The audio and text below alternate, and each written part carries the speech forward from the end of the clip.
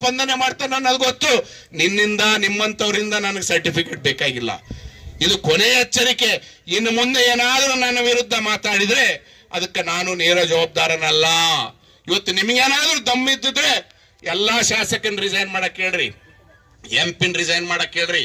ಎಲ್ಲಾರು ನಾಳೆ ಏಮ್ಸ್ ಟೆಂಟ್ನೆ ಕೂಡಮ್. ನಾವ್ ಯಾರು ಬೆಂಗಳೂರು ಹೋಗೋದು ಬೇಡ, ಡೆಲ್ಲಿಗೆ ಹೋಗೋದು ಬೇಡ. ಸರ್ಕಾರ ನಮ್ ಬಾಗ್ಲಿಗೆ ಬರ್ತದ, ಸರ್ಕಾರ ನಮ್ ಕಾಲಿಗೆ ಬರ್ತದ. ದಮ್ಮದ ನಿಮ್ಗ ರಿಸೈನ್ ಮಾಡ್ಸೋ.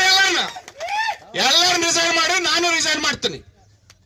ಎಲ್ಲಾರು ರಿಸೈನ್ ಮಾಡಿ, ನಾನು ರಿಸೈನ್ ಮಾಡ್ತೀನಿ. ಎಲ್ಲಾರು ನಿಮ್ ಜೊತೆ ಕೂಡಿಸ್ಕೊಂಡ್ರೆ ನಾನು ಬಂದು ಕೊಡ್ತೀನಿ. ನಮ್ ಕಾರ್ಯಕರ್ತರು ಕೊಡ್ತಾರೆ. ಅದು ಎಷ್ಟು ಖರ್ಚಾಗ್ತದೆ ಖರ್ಚಾಗ್ಲಿ. ಬೆಂಗಳೂರಿಗೆ ಹೋಗೋದು ಬೇಡ, ಡೆಲ್ಲಿಗೆ ಹೋಗೋದು ಬೇಡ. ಎಲ್ಲ MP ML ಎಲ್ಲ ರಿಸೈನ್ ಮಾಡಮ್. ಯಾವ ಸರ್ಕಾರ, ಕೇಂದ್ರ ಸರ್ಕಾರ ನಮ್ಮ ಬಾಗ್ಲಿಗೆ ಬರ್ತದ, ರಾಜ್ಯ ಸರ್ಕಾರ 7 MLA ಒಂದು ಜಿಲ್ಲೆಯಲ್ಲಿ ರಿಸೈನ್ ಮಾಡಿ ಸ್ಟ್ರೈಕ್ ಕುಂತಾಗ ರಾಜ್ಯ ಸರ್ಕಾರ ಬರ್ತದ, ಕೇಂದ್ರ ಸರ್ಕಾರ ಬರ್ತದ. ಮಾಡೋಣ ಬಾ. ದಮ್ಮದನ್ ಕೇಳು. ನಿನ್ಗೆ ಯಾರು ಸಪೋರ್ಟ್ ಮಾಡ್ತಾರ ಅವ್ರಿಗೆ ಕೇಳು ದಮ್ಮದೇನಂತಂದು. ನನಗೆ ಅದ ನೋಡು, ರಿಸೈನ್ ಮಾಡೋಷ್ಟು ದಮ್ಮದ ನಿನಗೆ ಅದೇನು ಕೇಳು.